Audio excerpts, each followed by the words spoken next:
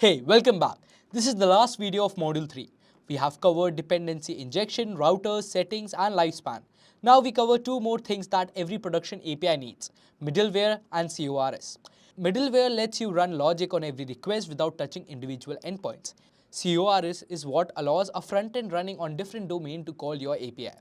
Both are short to set up and important to get right. Let's go. Middleware is the code that sits between client and your endpoints. Look at the flow diagram at the bottom.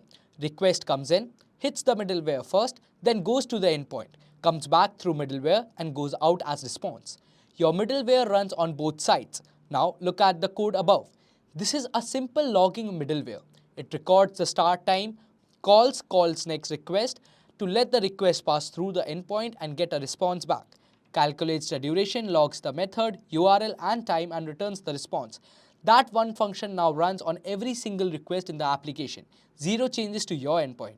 So here is the production ready version. Three things happen at the top.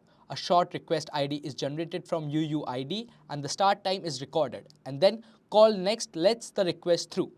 After the endpoint response, the middleware calculates the duration and grabs the status code from the response. The print statement logs all four pieces of information together: request ID, method, path, status code and duration in milliseconds. Then the two lines adds the request to the response header as X request ID and return the response. Why does this matter? Because when a caller reports a bug, they can share the X request ID from their browser network tab and you can search your logs for the exact request ID and see everything what happened. Now, CORS means cross-origin resource sharing. It is a browser security feature. By default, browser blocks JavaScript from making requests to different origin than the page it's running on. And origin is the combination of protocol, domain and port.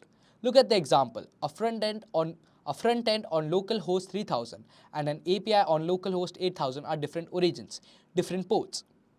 A front end on app.current.com and api.current.com are different origin, different subdomains. When Current's front end tries to call his API through CORS configured, the browser blocks it completely.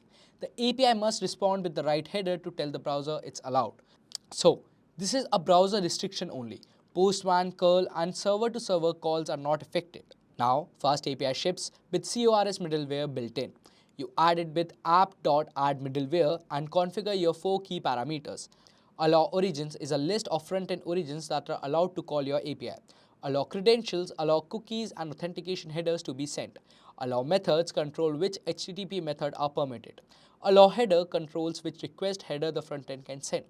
The example shows a typical development setup. The React frontend on localhost 3000 is allowed. Credentials are enabled and all methods and headers are permitted.